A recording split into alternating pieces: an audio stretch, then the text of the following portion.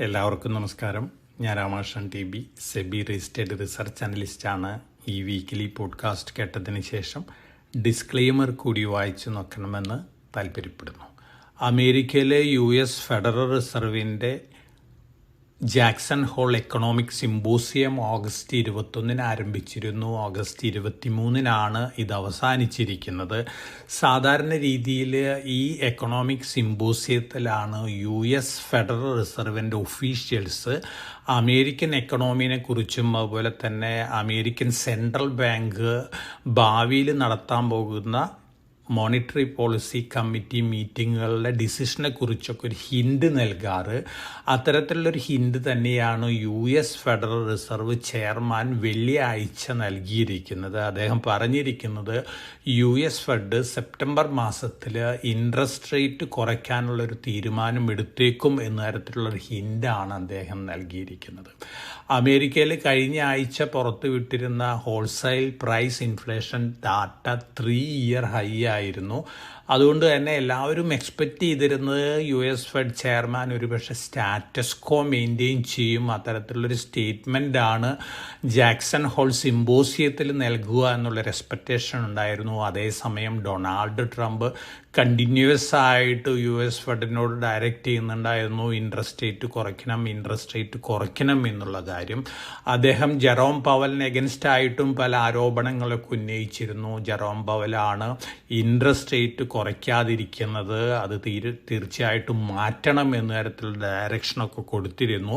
ഒരുപക്ഷെ അതിൻ്റെയും കൂടി ഒരു ഇമ്പാക്റ്റ് ആയിരിക്കാൻ ജെറോം പവൽ വെള്ളിയാഴ്ച പറഞ്ഞിരിക്കുന്നു US ഫെഡ് ഇൻട്രസ്റ്റ് റേറ്റ് കുറയ്ക്കാനുള്ള തീരുമാനം സെപ്റ്റംബർ മാസത്തിലെ മീറ്റിങ്ങിൽ എടുത്തേക്കും എന്നുള്ള ഒരു സ്റ്റേറ്റ്മെൻറ്റാണ് നൽകിയിരിക്കുന്നത്. അതിൻ്റെ ഇമ്പാക്റ്റിലാണ് ഡൗ ജോൺസ് ഇൻഡെക്സ് പുതിയ റെക്കോർഡ് ഹൈ ഹിറ്റ് ചെയ്തു. അതുപോലെ തന്നെ S&P 500 ക്ലോസ് ചെയ്തിരിക്കുന്നത് റെക്കോർഡ് ഹൈനടുത്താണ്. നാസ്ഡാക്കും ബെറ്റർ ആയിട്ടാണ് ക്ലോസ് ചെയ്തിരിക്കുന്നത്. റസൽ 2000 അറൗണ്ട് 4% ബെറ്റർ ആയിട്ടാണ് വെള്ളിയാഴ്ച ക്ലോസ് ചെയ്തിരിക്കുന്നത്. ബാങ്കിങ് സ്റ്റോക്കുകളെല്ലാം തന്നെ റെക്കോർഡ് ഹൈയിലാണ് ക്ലോസ് ചെയ്തിരിക്കുന്നത്. അതേസമയം അതിന് മുന്നത്തെ ആഴ്ചകളിൽ വലിയ രീതിയിൽ റാലി നടത്തിയിരുന്ന ടെക്നോളജി സ്റ്റോക്കുകളൊക്കെ ബെറ്റർ ആയിട്ട് ക്ലോസ് ചെയ്തിട്ടുണ്ട്. പക്ഷേ പ്രീവിയസ് സ്റ്റോപ്പിന് അടുത്തൊന്നും തന്നെ എത്തിയിട്ടില്ല. നമ്മൾ പൊതുവെ കഴിഞ്ഞ ആഴ്ചയിൽ കണ്ടിട്ടുള്ളത് അമേരിക്കയിൽ ടെക്നോളജി സ്റ്റോക്കുകളുടെ ഒരു സെൽ ഓഫ് ആണ്. തീർച്ചയായിട്ടും ചൈനയിൽ നിന്ന് വന്നുകൊണ്ടിരിക്കുന്ന ന്യൂസ് ഫ്ലോസ് തന്നെയാണ് ഇതിന് പ്രധാനപ്പെട്ടൊരു കാരണം ഡൊണാൾഡ് ട്രംപ് അധികാരത്തിലേറിയതിന് ശേഷം ചൈനയിലേക്കുള്ള ചിപ്പ് എക്സ്പോർട്ട്, അമേരിക്കയിൽ നിന്നുള്ള എക്സ്പോർട്ടൊക്കെ ബാൻ ചെയ്തിരുന്നു. അതിനുശേഷം അദ്ദേഹം ആ ബാൻ വിഡ്രോ ചെയ്തിരുന്നു. ആ വിഡ്രോ ചെയ്തിരുന്ന സമയത്ത് NVIDIAയുടെ ചിപ്പുകൾ വീണ്ടും ചൈനയിലേക്ക് അവർ കയറ്റി അയച്ചിരുന്നു. പക്ഷേ NVIDIA അയച്ചിട്ടുള്ള X20 ചിപ്പുകൾ, AI ചിപ്പുകൾ ക്വാളിറ്റി ഇല്ലാത്ത ചിപ്പുകളാണെന്നാണ് ചൈന പറയുന്നത്. അതിനനുസരിച്ച് അവർ അത് തിരിച്ചയച്ചിരിക്കുകയാണ്. അതോടൊപ്പം തന്നെ ലോക്കൽ മേക്ക് വാവേ പോലുള്ള കമ്പനികളെ ലോക്കൽ ചിപ്പുകളാണ് ചൈനയിൽ ഇപ്പോൾ യൂസ് ചെയ്തിരിക്കുന്നത്. തീർച്ചയായിട്ടും NVIDIAനെ സംബന്ധിച്ച് വളരെ മോശം ന്യൂസാണ്. ഇതിൻ്റെ ഒരു ഇമ്പാക്റ്റ് NVIDIA സ്റ്റോക്കിലൊക്കെ കഴിഞ്ഞ ആഴ്ചയിൽ കണ്ടിരുന്നു. തീർച്ചയായിട്ടും ഒരുപക്ഷെ അടുത്ത ദിവസങ്ങളിലും ഇത്തരത്തിലുള്ളൊരു നെഗറ്റീവ് ഇമ്പാക്റ്റ് NVIDIA സ്റ്റോക്കിൽ കാണാനുള്ള സാധ്യതകളുണ്ട്. അപ്പോൾ ഇത്തരത്തിലുള്ള ന്യൂസുകളാണ് ടെക്നോളജി സ്റ്റോക്കുകളിൽ കഴിഞ്ഞ ആഴ്ച പൊതുവെ ഒരു സെൽ ഓഫ് ഉണ്ടാക്കിയിട്ടുള്ളത്. അതേസമയം ഇന്റൽ കോർപ്പറേഷൻ്റെ സ്റ്റോക്കിൽ നല്ല രീതിയിലുള്ള മുന്നേറ്റമാണ് കണ്ടിട്ടുള്ളത്. അതിന് പ്രധാനപ്പെട്ട കാരണം US ഗവൺമെൻറ് ഇന്റൽ കോർപ്പറേഷനിൽ 9.9% സ്റ്റേക്ക് അക്വയർ ചെയ്തിരിക്കുകയാണ്. ഒരു കണ്ടീഷൻ കൂടി വെച്ചിട്ടുണ്ട്. ഇന്റൽ കോർപ്പറേഷൻ ഉണ്ടാക്കുന്ന ഏറ്റവും പ്രോമിസിംഗ് ആയിട്ടുള്ള quality semiconductors US defence ഡിപ്പാർട്ട്മെൻറ്റിന് സപ്ലൈ ചെയ്യണം എന്നൊരു കണ്ടീഷനും കൂടി വെച്ചിട്ടുണ്ട്. അപ്പോൾ തീർച്ചയായിട്ടും ലോങ് റണ്ണിൽ ഇന്റൽ കോർപ്പറേഷനെ സംബന്ധിച്ച് പോസിറ്റീവാണ്. അതോടൊപ്പം തന്നെ ഇന്റൽ കോർപ്പറേഷൻ്റെ ഏറ്റവും പ്രോമിസിംഗ് ആയ ചിപ്പുകളൊക്കെ ഒരുപക്ഷെ പുറത്തേക്ക് കൊടുക്കാനുള്ള സാധ്യതകൾ കുറവാണ് ഇനീഷ്യലി. അമേരിക്കൻ ഡിഫൻസ് ഡിപ്പാർട്ട്മെൻറ്റുകൾക്കായിരിക്കാം ഇത് മുമ്പ് സപ്ലൈ ചെയ്യാൻ പോകുന്നത്. എന്നിരുന്നാലും ഓവറോൾ കഴിഞ്ഞ ആഴ്ച നമ്മൾ അമേരിക്കൻ മാർക്കറ്റിൻ്റെ ഒരു സിറ്റുവേഷൻ നോക്കുകയാണെങ്കിൽ വെള്ളിയാഴ്ച ക്ലോസ് ചെയ്തിരിക്കുന്നത് 2943 സ്റ്റോക്കുകൾ ഗെയിനോടുകൂടിയും 311 സ്റ്റോക്കുകൾ ലോസോടുകൂടിയും 338 സ്റ്റോക്കുകൾ അൺചേഞ്ച്ഡ് ആയിട്ടാണ് വെള്ളിയാഴ്ച ക്ലോസ് ചെയ്തിരിക്കുന്നത്. ചെയ്തിരിക്കുന്നത്. പൊതുവെ പോസിറ്റീവ് സെൻറ്റിമെൻ്റ് ആണ്. സാധാരണ രീതിയിൽ ഇൻട്രസ്റ്റ് റേറ്റ് കട്ട് ചെയ്യുമ്പോൾ സ്മോൾ ക്യാപ് കമ്പനികളെ, മിഡ് ക്യാപ് കമ്പനികളെ, അതുപോലെ തന്നെ ഗോൾഡ് പോലുള്ള കമ്മോഡിറ്റികൾക്കൊക്കെയാണ് ഇതൊരു പോസിറ്റീവ് ഇമ്പാക്റ്റ് നൽകുന്നത്. ഒപ്പം എമർജിങ് മാർക്കറ്റുകൾക്കും ഇതൊരു പോസിറ്റീവ് ഇമ്പാക്റ്റ് തന്നെയാണ് നൽകാൻ പോകുന്നത്. അമേരിക്കയിൽ ഇൻട്രസ്റ്റ് റേറ്റ് കുറയുകയാണെങ്കിൽ തീർച്ചയായിട്ടും ഇൻവെസ്റ്റേഴ്സും ഇൻസ്റ്റിറ്റ്യൂഷൻസും ഇൻട്രസ്റ്റ് റേറ്റ് കൂടുതലുള്ള, റിട്ടേൺ കൂടുതലുള്ള എമർജിങ് മാർക്കറ്റുകളിലൊക്കെയാണ് ഇൻവെസ്റ്റ്മെൻറ്റ് കൂട്ടാറ് പണ്ട്. അത്തരത്തിലുള്ളൊരു എക്സ്പെക്റ്റേഷൻ ഇപ്പോൾ ഉണ്ട്. അതുകൊണ്ട് തന്നെ പൊതുവെ ഒരു പോസിറ്റീവ് ഇമ്പാക്റ്റ് എമർജിങ് മാർക്കറ്റുകളിൽ കാണാനുള്ള സാധ്യതകളുണ്ട്. അപ്പോൾ ഈ ജാക്സൺ ഹോൾ സിമ്പോസിയത്തിൽ US ഫെഡ് ചെയർമാൻ്റെ ഹിൻഡ് ഗോൾഡിനും പോസിറ്റീവായിട്ടുള്ളൊരു ഇമ്പാക്റ്റാണ് വെള്ളിയാഴ്ച നൽകിയിരിക്കുന്നത്. ഗോൾഡ് വീക്ക് ടു വീക്ക് നോക്കുകയാണെങ്കിൽ അറൗണ്ട് 1% ബെറ്റർ ആയിട്ടാണ് ക്ലോസ് ചെയ്തിരിക്കുന്നത്. $3,373 പെർ ഔൺസിനാണ് സ്പോട്ട് ഗോൾഡ് ക്ലോസ് ചെയ്തിരിക്കുന്നത്. അതോടൊപ്പം തന്നെ silver around 2.5% week to week better ആയിട്ടാണ് ക്ലോസ് ചെയ്തിരിക്കുന്നത്. Aluminium, zinc, brent crude oil ഈ കമ്മോഡിറ്റികളും ബെറ്ററാണ്. കോപ്പർ ഓൾമോസ്റ്റ് ഫ്ലാറ്റ് ലെവലിലാണ് കഴിഞ്ഞ ആഴ്ചയിൽ ക്ലോസ് ചെയ്തിരിക്കുന്നത്. അതേസമയം നാച്ചുറൽ ഗ്യാസ് വീക്കായിട്ടാണ് ക്ലോസ് ചെയ്തിരിക്കുന്നത്. ഒപ്പം നമ്മൾ ഇന്ത്യൻ റുപ്പി US ഡോളറിന് എഗൻസ്റ്റ് ആയിട്ട് ഓൾമോസ്റ്റ് ഫ്ലാറ്റ് ലെവലിലാണ് ക്ലോസ് ചെയ്തിരിക്കുന്നത്. അതോടൊപ്പം തന്നെ മറ്റ് ഗ്ലോബൽ മാർക്കറ്റുകളുടെ കാര്യം നോക്കുകയാണെങ്കിൽ യൂറോപ്പ് ബെറ്ററാണ്. അതേസമയം കഴിഞ്ഞ തിങ്കളാഴ്ച റെക്കോർഡ് ഹൈ ഹിറ്റ് ചെയ്ത് ജപ്പാനിലൊരു സെല്ലിംഗ് പ്രഷറാണ് പിന്നീടുള്ള ദിവസങ്ങളിലൊക്കെ കണ്ടിട്ടുള്ളത്. വീക്ക് ടു വീക്ക് സ്ലൈറ്റ്ലി വീക്കായിട്ടാണ് ജപ്പാനിൽ ഇൻഡെക്സുകൾ ക്ലോസ് ചെയ്തിരിക്കുന്നത്. അതേസമയം ഏഷ്യയിലെ ചൈനീസ് മാർക്കറ്റുകൾ 11 ഇയർ ഹൈയിലാണ് ഓൾമോസ്റ്റ് എല്ലാ ഇൻഡെക്സുകളും ക്ലോസ് ചെയ്തിരിക്കുന്നത്. വലിയ രീതിയിലുള്ള ടെക്നോളജി റാലിയാണ്, ചിപ്പ് റിലേറ്റഡ് സ്റ്റോക്കുകളാണ് ചൈനയിൽ റാലി ചെയ്തുകൊണ്ടിരിക്കുന്നത്. തീർച്ചയായിട്ടും വാവേ പോലുള്ള ചിപ്പ് മേക്കിംഗ് കമ്പനികളുടെ പെർഫോമൻസ്, NVIDIA ചിപ്പിന് പകരം വാവേയുടെ ചിപ്പുകൾ യൂസ് ചെയ്യുന്നു. ഇതിൻ്റെയൊക്കെ ഒരു പോസിറ്റീവ് ഇമ്പാക്റ്റ് ചൈനീസ് മാർക്കറ്റിലുണ്ട്. അതോടൊപ്പം തന്നെ ഹോങ്കോങ് മാർക്കറ്റ് 52 വീക്ക് ഹൈനടുത്താണ് ക്ലോസ് ചെയ്തിരിക്കുന്നത്. ഹോങ്കോങ്ങിൽ ലിസ്റ്റ് ചെയ്തിട്ടുള്ള ചൈനീസ് ചിപ്പ് സ്റ്റോക്കുകളും തന്നെയാണ് ഏറ്റവും കൂടുതൽ റാലി ചെയ്തുകൊണ്ടിരിക്കുന്നത്. പൊതുവെ ഹോങ്കോങ് ചൈനീസ് മാർക്കറ്റിലാണ് ടെക്നോളജി റാലി ഇപ്പോൾ. അതിന് മുന്നത്തെ ആഴ്ചകളിലൊക്കെ അമേരിക്കയിലായിരുന്നു ആ റാലി. ഇപ്പോൾ ചൈനീസ് മാർക്കറ്റിലും ഹോങ്കോങ് മാർക്കറ്റിലാണ് നമ്മൾ കാണുന്നത്. ഇന്ത്യൻ മാർക്കറ്റിനെ സംബന്ധിച്ച് നോക്കുകയാണെങ്കിൽ കണ്ടിന്യൂസ് ആയിട്ട് സെക്കൻഡ് വീക്കും ഗെയിനോട് കൂടി തന്നെയാണ് നമ്മൾ വെള്ളിയാഴ്ച ക്ലോസ് ചെയ്തിരിക്കുന്നത്. പക്ഷേ വെള്ളിയാഴ്ച നല്ല സെല്ലിംഗ് പ്രഷറാണ് നമ്മൾ മാർക്കറ്റിൽ കണ്ടത്. അത് തീർച്ചയായിട്ടും GST അനൗൺസ്മെൻറ്റിന് ശേഷം മാർക്കറ്റിലുണ്ടായിട്ടുള്ള റാലിയുടെ ഒരു പ്രോഫിറ്റ് ബുക്കിംഗ് ആയിട്ടാണ് നമുക്ക് വിലയിരുത്താനായിട്ട് സാധിക്കുള്ളൂ. അതോടൊപ്പം തന്നെ ഫോറിൻ പോർട്ട്ഫോളിയോ ഇൻവെസ്റ്റേഴ്സിൻ്റെ ആക്ടിവിറ്റി നോക്കുകയാണെങ്കിൽ വ്യാഴാഴ്ച അവർ ബയേഴ്സ് ആയിരുന്നു. പക്ഷേ വെള്ളിയാഴ്ച വീണ്ടും 1652.18 കോടി രൂപയ്ക്കുള്ള സ്റ്റോക്കുകൾ അവർ വിറ്റിരിക്കുകയാണ്. അതേസമയം ഡൊമസ്റ്റിക് ഫണ്ടുകൾ വ്യാഴാഴ്ച വരെ കണ്ടിന്യൂസ് ആയിട്ട് 34 ദിവസം കണ്ടിന്യൂസ് ആയിട്ട് വാങ്ങൽ നടത്തിയിരുന്നു. പക്ഷേ വെള്ളിയാഴ്ച മൈനർ സെല്ലിംഗ് ആണ് നമ്മുടെ ഡൊമസ്റ്റിക് ഫണ്ടുകൾ നടത്തിയിട്ടുള്ള 269.62 കോടി രൂപയ്ക്കുള്ള സ്റ്റോക്കുകളാണ് ഡൊമസ്റ്റിക് ഫണ്ടുകൾ വെള്ളിയാഴ്ച വിറ്റിരിക്കുന്നത്. നമ്മൾ ഓഗസ്റ്റ് മാസത്തെ ഫോറിൻ പോർട്ട്ഫോളിയോ ഇൻവെസ്റ്റേഴ്സിൻ്റെ ആക്ടിവിറ്റി നോക്കുകയാണെങ്കിൽ 25,751 കോടി രൂപയ്ക്കുള്ള സ്റ്റോക്കുകൾ അവർ വിറ്റിട്ടുണ്ട്. അതേസമയം നമ്മുടെ ഡൊമസ്റ്റിക് ഇൻസ്റ്റിറ്റ്യൂഷൻസ് 66,184 കോടി രൂപയ്ക്കുള്ള സ്റ്റോക്കുകൾ വാങ്ങിയിട്ടുണ്ട്.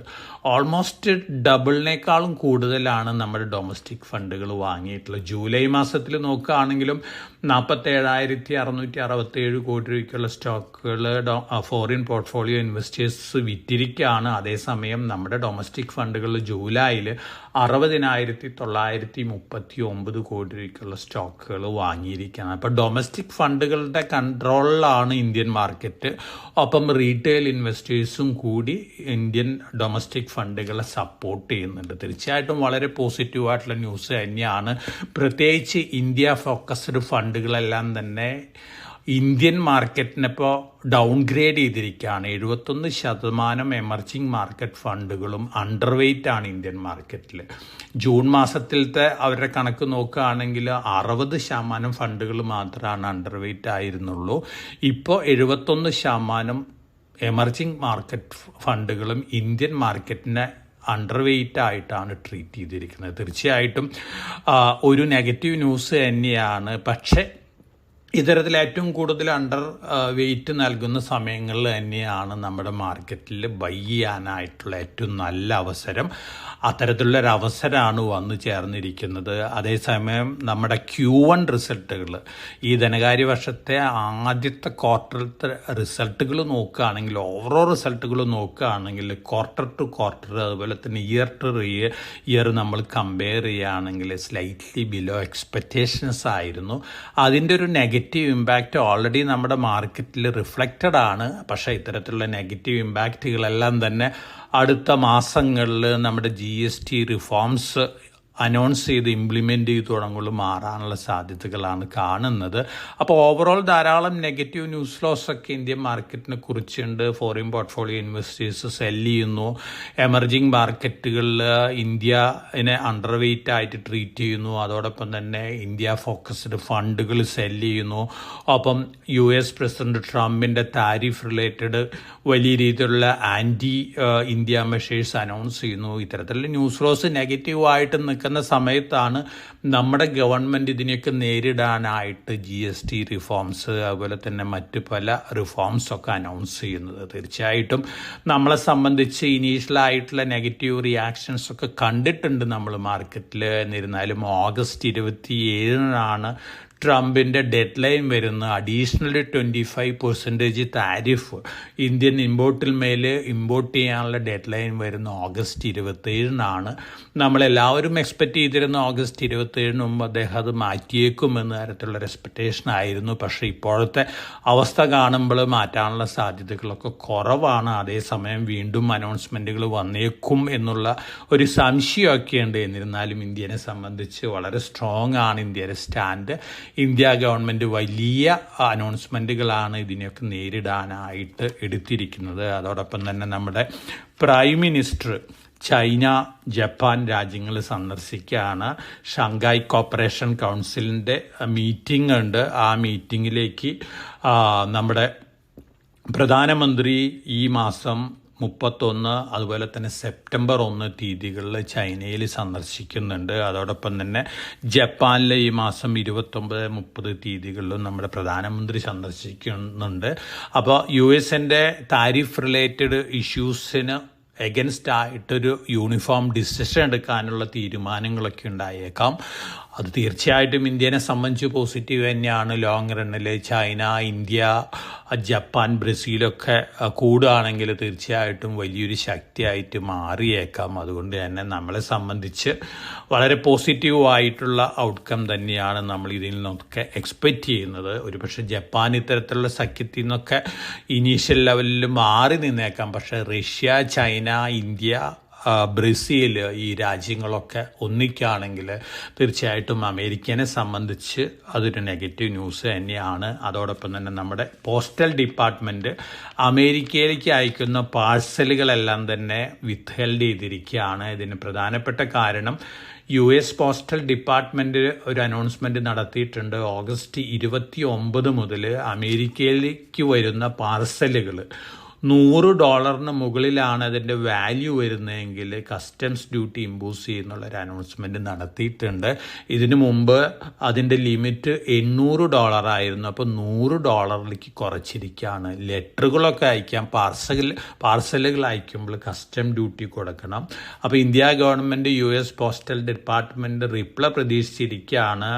അവർ $100 മുകളിലുള്ള എല്ലാ ഐറ്റത്തിന്മേലും പാർസലിന്മേലും കസ്റ്റംസ് ഡ്യൂട്ടി ഇമ്പോസ് ചെയ്യുകയാണെങ്കിൽ തീർച്ചയായിട്ടും വളരെ നെഗറ്റീവ് ന്യൂസാണ്. പാർസലുകൾ ഇന്ത്യയിൽ നിന്ന് അയക്കുന്ന കമ്പനികൾക്കും അതുപോലെ തന്നെ ചൈനയിൽ നിന്ന് ഇ-കോമേഴ്സ് ഐറ്റംസ് അയക്കുന്ന അമേരിക്കയിലേക്ക് അയക്കുന്ന കമ്പനികളെ അപ്പോൾ അമേരിക്കൻ ഗവൺമെൻറ് ഡിസിഷൻ എന്താണെന്നുള്ള കാര്യം ഉറ്റുനോക്കുകയാണ് ഇന്ത്യ ഗവൺമെൻറ്റും. അതിനുശേഷമായിരിക്കും ഇന്ത്യയിലെ പോസ്റ്റൽ ഡിപ്പാർട്ട്മെൻറ്റ് അമേരിക്കയിലേക്കുള്ള പാർസലുകൾ വീണ്ടും അയക്കാനായിട്ട് തുടങ്ങാൻ പോകുന്നത്. അതോടൊപ്പം തന്നെ മറ്റു ന്യൂസ് ഫ്ലോസൊക്കെ നോക്കുകയാണെങ്കിൽ പൊതുവെ നമ്മളെ സംബന്ധിച്ച് പോസിറ്റീവ് ന്യൂസ് ലോസ് തന്നെയാണ് GST റിഫോം മെഷേഴ്സിൻ്റെ കാര്യത്തിലും. അതുപോലെ തന്നെ സെക്ടർ റിലേറ്റഡ് ന്യൂസ് ലോസ് നോക്കുകയാണെങ്കിൽ GSTയിൽ നിന്ന് ഏറ്റവും കൂടുതൽ പോസിറ്റീവായിട്ട് ഇമ്പാക്റ്റ് ലഭിക്കാൻ പോകുന്നത് കൺസംഷൻ റിലേറ്റഡ് സെക്ടേഴ്സിനെയാണ്. ഓട്ടോമൊബൈൽ ഉണ്ട്, FMCG ഉണ്ട്, കൺസ്യൂമർ ഡ്യൂറബിൾസ് ഉണ്ട്, ഹോസ്പിറ്റാലിറ്റി ഉണ്ട്, അതുപോലെ തന്നെ ഇൻഷുറൻസ് കമ്പനികളുണ്ട്, ഹോസ്പിറ്റൽസ്, അതായത് പൊതുവെ ഹെൽത്ത് കെയർ സെഗ്മെൻറ്റ്. ഈ സെഗ്മെൻറ്റിലുള്ള സ്റ്റോക്കുകൾക്കൊക്കെയാണ് ഏറ്റവും കൂടുതൽ പോസിറ്റീവായിട്ടുള്ളൊരു ഇമ്പാക്റ്റ് GST റിഫോംസിൽ നിന്ന്, GST റേറ്റുകൾ കുറയ്ക്കുന്നതിൽ നിന്ന് ലഭിക്കാൻ പോകുന്നത്. തീർച്ചയായിട്ടും അതിൻ്റെയൊക്കെ ഒരു പോസിറ്റീവ് ഇമ്പാക്റ്റ് പല സ്റ്റോക്കുകളിലൊക്കെ കണ്ടിട്ടുണ്ട്. എന്നിരുന്നാലും GST കൗൺസിൽ മീറ്റിംഗ് ഗവൺമെൻറ് വിളിച്ചിട്ടുള്ളത് സെപ്റ്റംബർ 4-5 തീയതികളിലാണ്. സെപ്റ്റംബർ 3-4 തീയതികളിലാണ്. ഈ തീയതികളിലെ തീരുമാനം, ഈ തരത്തിലുള്ള ഒരു ഡിസിഷൻ ഒഫീഷ്യലി കൺഫേം ചെയ്യുന്നൊരു ഡിസിഷൻ വരുമ്പോൾ തീർച്ചയായിട്ടും വീണ്ടും ഈ സ്റ്റോക്കുകളിലൊക്കെ ഒരു മുന്നേറ്റം കാണാനുള്ള സാധ്യതകളുണ്ട്. അതോടൊപ്പം തന്നെ മോർഗൻ സ്റ്റാൻലി പോലുള്ള റിസർച്ച് ഹൗസുകൾ ഇന്ത്യയിൽ ഓട്ടോമൊബൈൽ പിക്കുകളാണ് ഏറ്റവും മുമ്പ് അവർ പ്രിഡിക്റ്റ് ചെയ്തിരിക്കുന്നത് നല്ല രീതിയിൽ മുന്നേറുമെന്നുള്ള ഒരു എക്സ്പെക്റ്റേഷനിൽ ഏഷ്യർ മോട്ടേഴ്സ്, മാരുതി, യമൻഡം, അതുപോലെ തന്നെ അശോക് ലെയ്ലൻഡ് ആണ് മോർഗൻ സ്റ്റാൻലി ടോപ്പ് പിക്കുകളായിട്ട് GST ബെനിഫിഷ്യറീസ് ആയിട്ട് കണക്കാക്കിയിട്ടുള്ളത്. അതേസമയം നമ്മൾ ഓവറോൾ ഓട്ടോമൊബൈൽ സെഗ്മെൻറ്റിൻ്റെ ഒരു പെർഫോമൻസ് GST റിഫോമിന് ശേഷം നോക്കുകയാണെങ്കിൽ ഒരുപക്ഷെ EV വെഹിക്കിൾസ് കൂടുതൽ സെല് ചെയ്യുന്ന കമ്പനികളെ സംബന്ധിച്ചൊരു നെഗറ്റീവ് ഇമ്പാക്റ്റ് ഒക്കെ കണ്ടേക്കാം. കാരണം പെട്രോൾ ഡീസൽ വെഹിക്കിൾസിൽ മേലുള്ള GST കുറയുകയാണെങ്കിൽ അതിൻ്റെയൊക്കെ വില നന്നായിട്ട് കുറഞ്ഞേക്കാം. അങ്ങനെ വരികയാണെങ്കിൽ ഒരു പക്ഷേ ഹൈ വാല്യൂ ഉള്ള EV വെഹിക്കിൾസിന് ഒരു ചെറിയ നെഗറ്റീവ് ഇമ്പാക്റ്റ് ഒക്കെ ഉണ്ടാക്കിയേക്കാം. അതുകൊണ്ട് തന്നെ പൊതുവെ ഇതൊരു ബെനിഫിറ്റ്സ് കൂടുതൽ ഉണ്ടാക്കാൻ പോകുന്നത് മാരുതി, അതുപോലെ തന്നെ M&M ഇത്തരത്തിലുള്ള കമ്പനികൾക്കൊക്കെ ആയിരിക്കാം. മാരുതി പുതിയ റെക്കോർഡ് ഹൈ ഓൾറെഡി ഹിറ്റ് ചെയ്ത് കഴിഞ്ഞു. എന്നിരുന്നാലും ഓവറോൾ GST റേറ്റ് അനൗൺസ്മെൻറ്റ് കഴിയുമ്പോൾ തീർച്ചയായിട്ടും ഓവറോൾ ഒരു ഓട്ടോമൊബൈൽ രംഗത്തുണ്ടാകുന്ന ഒരു പോസിറ്റീവ് ഇമ്പാക്റ്റ് ഈ സ്റ്റോക്കുകളൊക്കെ വീണ്ടും ഒരു പോസിറ്റീവ് ടെറിട്ടറിയിലേക്ക് തള്ളിവിടാനുള്ള ചാൻസസ് കൂടുതലാണ്. അതോടൊപ്പം തന്നെ മറ്റു ന്യൂസ് ലോസ് നോക്കുകയാണെങ്കിൽ മാക്സ് ഹെൽത്ത് കെയർ, ഇൻഡിഗോ, ഈ 2 കമ്പനികളും സെപ്റ്റംബർ 30 മുതൽ നിഫ്റ്റിയിലേക്ക് എൻട്രി ചെയ്യാണ്. തീർച്ചയായിട്ടും വളരെ പോസിറ്റീവായിട്ടുള്ള ന്യൂസാണ്. ഈ എൻട്രിക്ക് ശേഷം ഇൻഡിഗോയിൽ നല്ല രീതിയിലുള്ള ഒരു ഫോറിൻ പോർട്ട്ഫോളിയോ ഇൻവെസ്റ്റേഴ്സിൻ്റെ ബൈയും കാണാനായിട്ട് സാധിക്കും. അതോടൊപ്പം തന്നെ മാക്സ് ഹെൽത്ത് കെയറിലും നല്ല രീതിയിലുള്ള ബൈയും കാണാനായിട്ട് സാധിക്കും.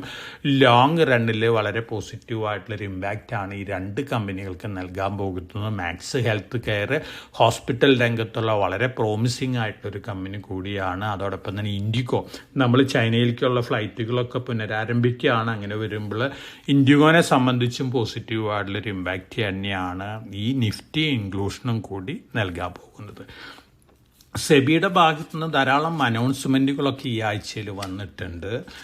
മ്യൂച്വൽ ഫണ്ട് പെനട്രേഷൻ, അതുപോലെ തന്നെ ലേഡീസിന് ഇൻവെസ്റ്റ്മെൻറ്റ് ഇക്വിറ്റികളിലും മ്യൂച്വൽ ഫണ്ടുകളിലൊക്കെ നടത്തുകയാണെങ്കിൽ ക്യാഷ് ഇൻസെൻറ്റീവ് ഒക്കെ ഓഫർ ചെയ്യുന്നുള്ള റിപ്പോർട്ടുകളുണ്ട്. അതോടൊപ്പം തന്നെ ഡെറിവേറ്റീവ് മാർക്കറ്റിൽ വലിയ രീതിയിലുള്ള കൺട്രോൾ കൊണ്ടുവരും എന്നുള്ള റിപ്പോർട്ടുകളൊക്കെ ഉണ്ട്. അത്തരത്തിലൊരു കൺസൾട്ടേഷൻ പേപ്പർ അടുത്ത ദിവസങ്ങളിൽ വന്നേക്കാം.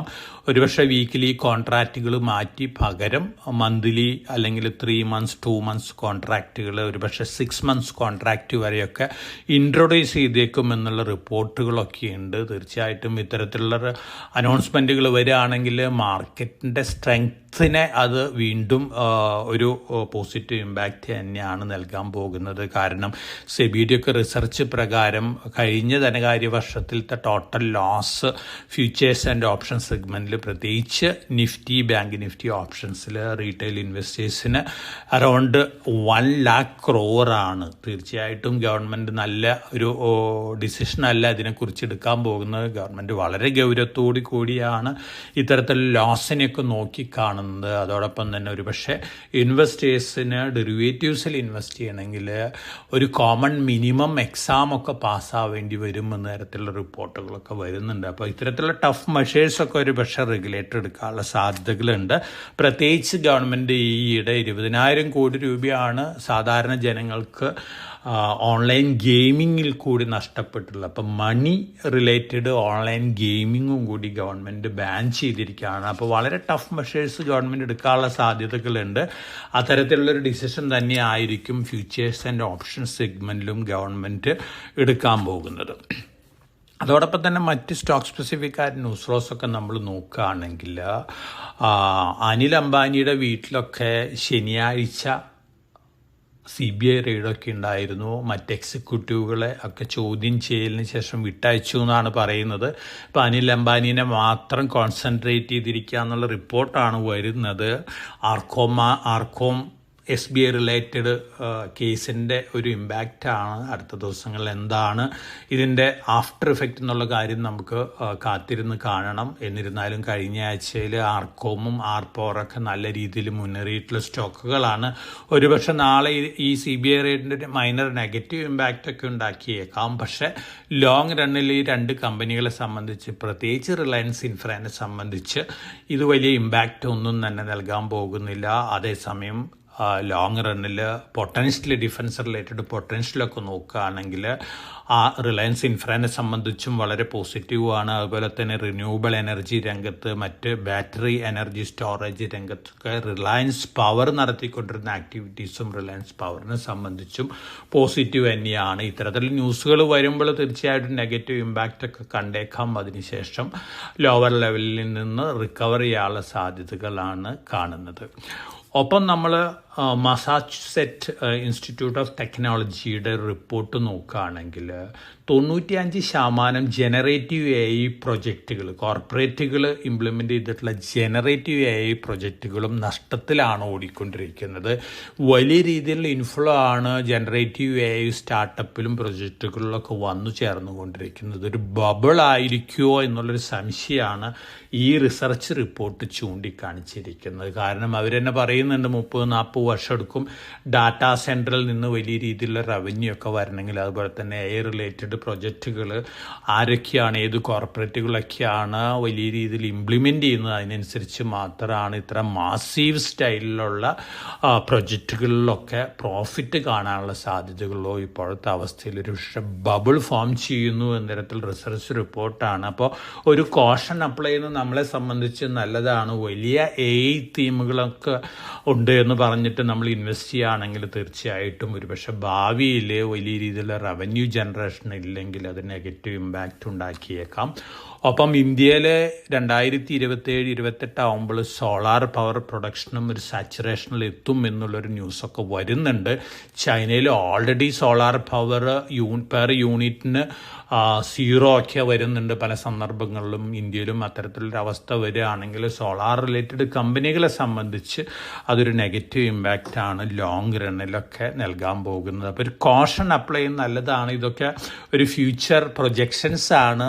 ഇത്തരത്തിലുള്ള റിസർച്ചുകളൊക്കെ നമ്മൾ മനസ്സിലാക്കിയിരിക്കേണ്ടത് ആവശ്യമാണ്. അതോടൊപ്പം തന്നെ സുമിതോമോ മിത്സുയി ബാങ്കിങ് കോർപ്പറേഷനിൽ 4.99% കൂടി വാങ്ങാനായിട്ട് RBI പെർമിഷൻ കൊടുത്തിട്ടുണ്ട്. 20% ഇതിനു മുമ്പ് SBIയിൽ നിന്നും മറ്റ് 7 പ്രൈവറ്റ് ബാങ്കുകളിൽ നിന്നും ഈ സുമിതോമോ മിത്സുയി ബാങ്കിങ് കോർപ്പറേഷൻ അക്വയർ ചെയ്തിരുന്നു. അപ്പോൾ ടോട്ടൽ 24.99% ഹോൾഡ് ചെയ്യാനായിട്ടുള്ള പെർമിഷൻ RBI കൊടുത്തിട്ടുണ്ട്. അതേസമയം ഈ ബാങ്കിങ് കോർപ്പറേഷന് പ്രൊമോട്ടറായിട്ട് കാറ്റഗറൈസ് ചെയ്തിട്ടില്ല RBI.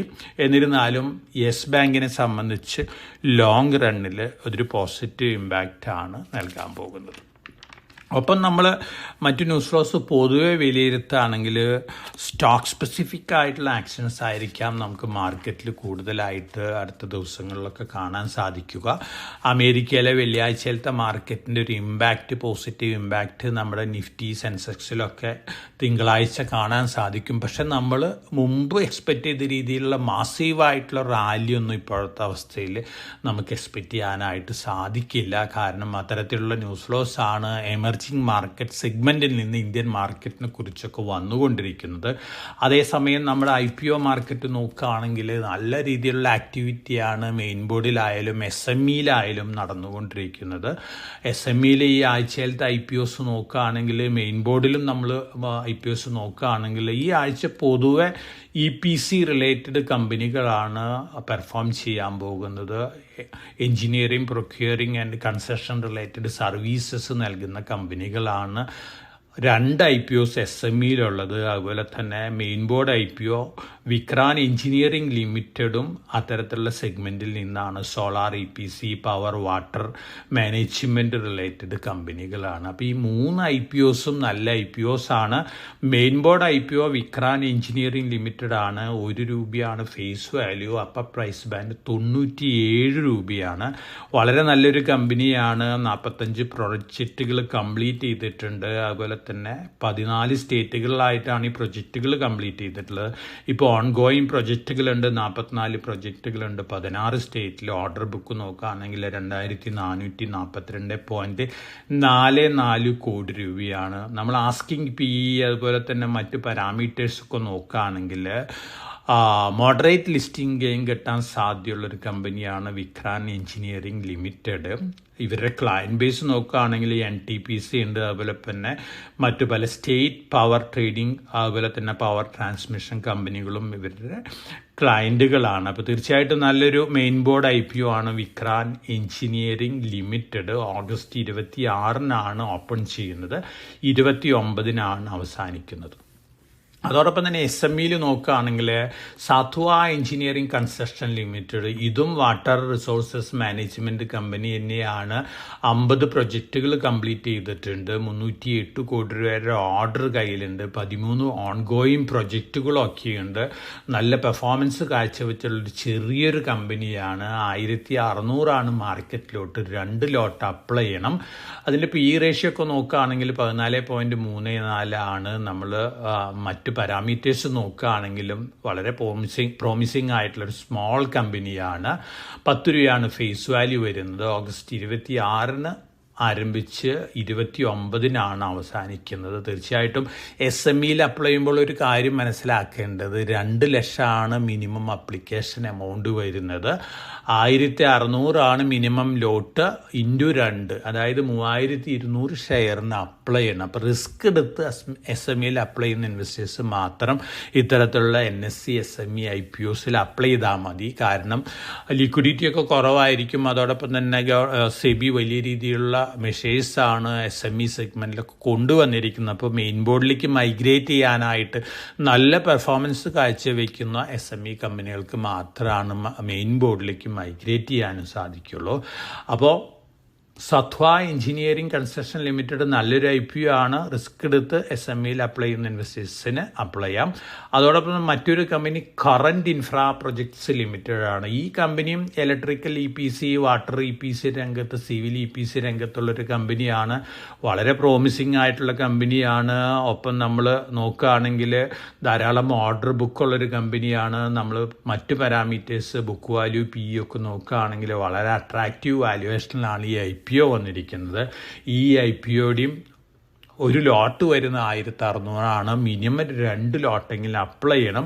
ഓഗസ്റ്റ് 26 ആരംഭിച്ച് 29 ഈ IPO ക്ലോസ് ചെയ്യുന്നത്.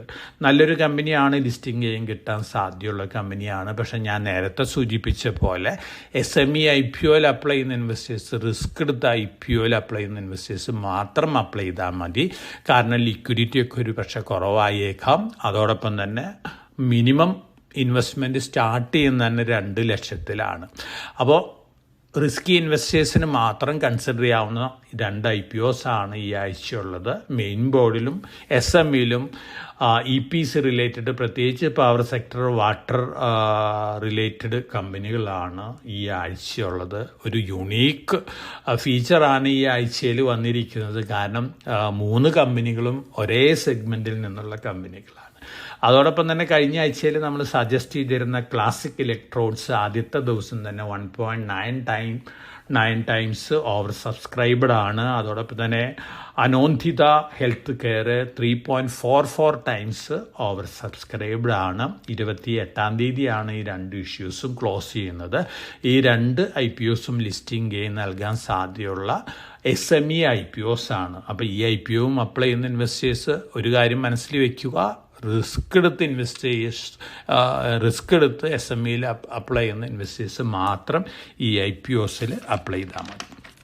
ഇതൊക്കെയാണ് പൊതുവെയുള്ള ന്യൂസ് ഫ്ലോസ്.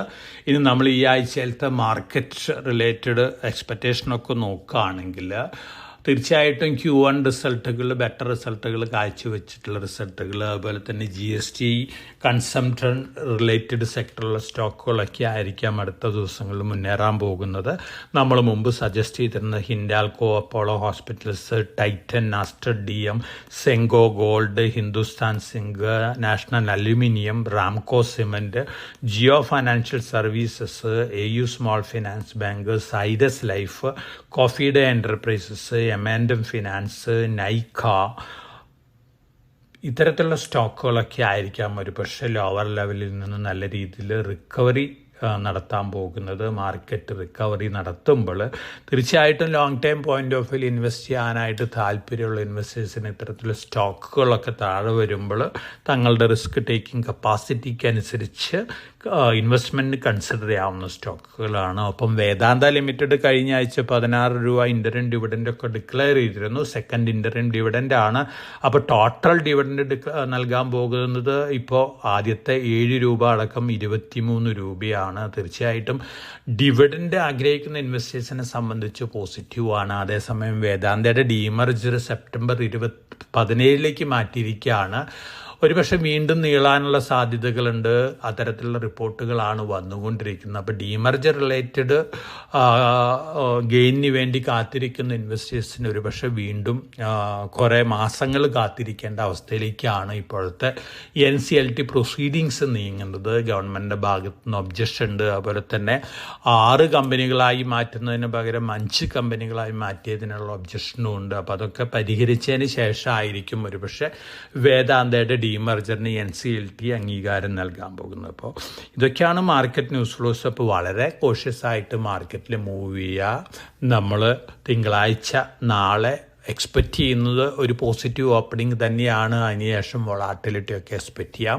ഒപ്പം സ്റ്റോക്ക് സ്പെസിഫിക് ആയിട്ടുള്ള മൂവ്സ്, GST കൗൺസിൽ മീറ്റിംഗ് അടുത്ത ആഴ്ചയിൽ കഴിയുമ്പോൾ തീർച്ചയായിട്ടും അതിൻ്റേതായ ഒരു പോസിറ്റീവ് ഇമ്പാക്റ്റൊക്കെ നമുക്ക് മാർക്കറ്റിൽ എക്സ്പെക്റ്റ് ചെയ്യാം. അതിനു മുമ്പ് ട്രംപ് ഓഗസ്റ്റ് 27 എന്താണ് അദ്ദേഹം അനൗൺസ് ചെയ്യാൻ പോകുന്നത്, അതും വളരെ ഇമ്പോർട്ടൻ്റ് ആണ്. അതോടൊപ്പം തന്നെ റഷ്യ ഉക്രൈൻ വാർ റിലേറ്റഡായ ന്യൂസ് ഫ്ലോസും വളരെ ഇമ്പോർട്ടൻ്റ് ആണ്.